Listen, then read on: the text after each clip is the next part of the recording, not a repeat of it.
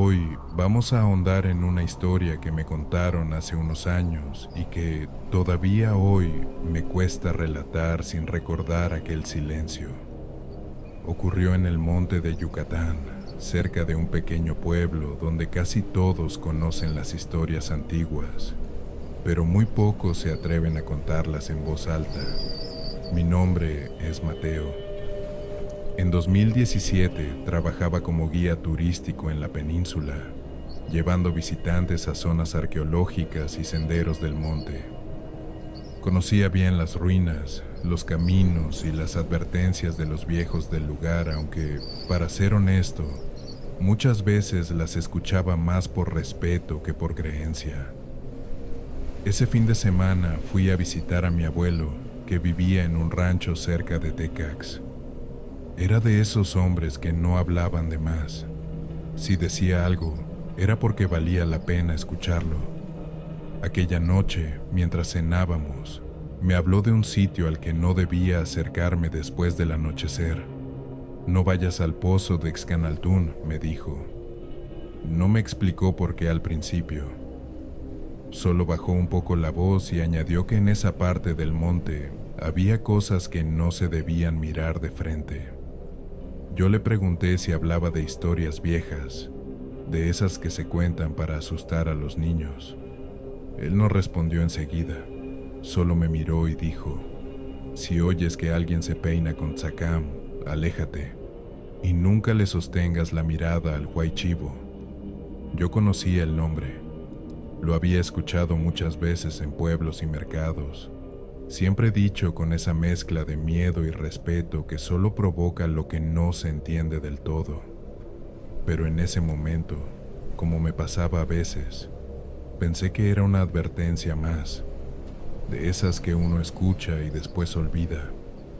Al día siguiente, y todavía me pesa admitirlo, decidí ir.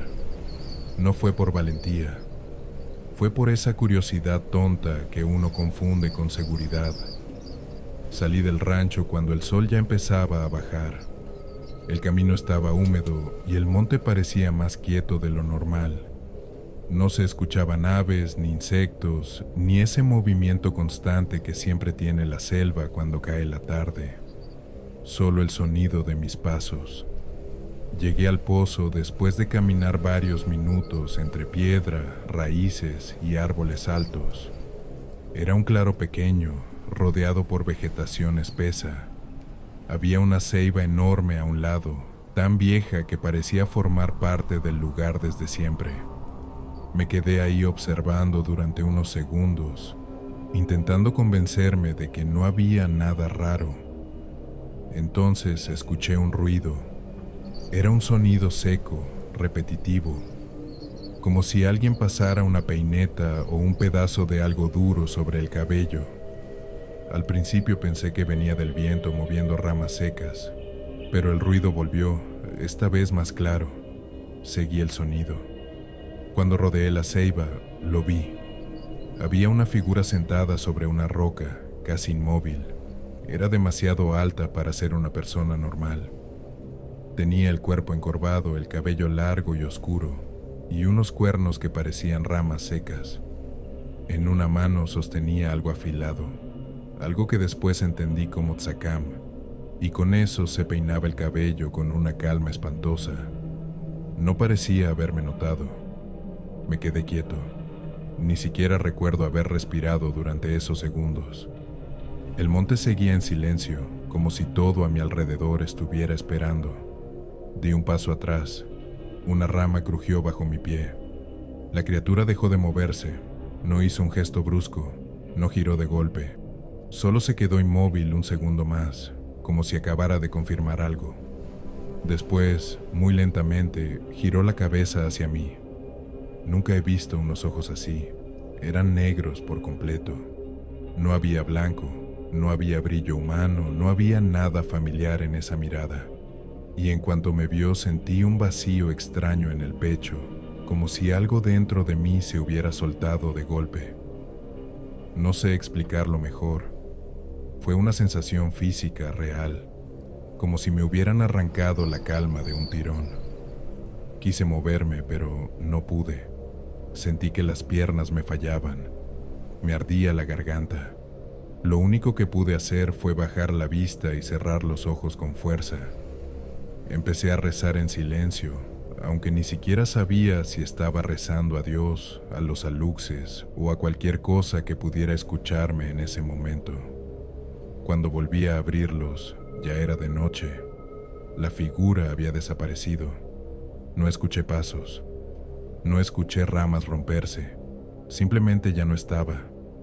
El claro seguía ahí, pero el aire se sentía distinto, más frío, más pesado. Me levanté como pude y empecé a caminar de regreso al rancho sin mirar atrás ni una sola vez. Mi abuelo ya me esperaba en la puerta. No me preguntó qué había visto. Solo me miró el rostro y supo que había ido demasiado lejos. Me dio una infusión amarga y me dijo que me recostara en la hamaca. Dormí mal, con fiebre leve y una sensación rara en la lengua, como si no me perteneciera del todo. Al día siguiente, cuando por fin pude hablar con normalidad, mi abuelo me explicó lo que para él era obvio desde el principio. El Huaychivo no era solo un cuento para espantar niños, era una presencia del monte, un güey, un ser que castiga la falta de respeto. Según él, hay lugares donde no basta con entrar, hay que pedir permiso, y quien no lo hace, a veces se lleva algo de vuelta que no puede verse, pero sí sentirse. Aún hoy no sé decir si aquello fue una aparición, una advertencia, o algo que mi propia cabeza convirtió en horror. Lo único que sé es que desde ese día no vuelvo a entrar al monte sin saludar, sin respeto y sin dejar una pequeña ofrenda. Un cigarro, un poco de maíz, un trago de agua.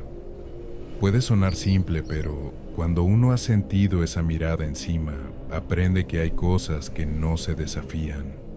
Hoy sigo trabajando como guía. He acompañado a muchas personas por senderos y sitios antiguos. Pero hay una diferencia importante.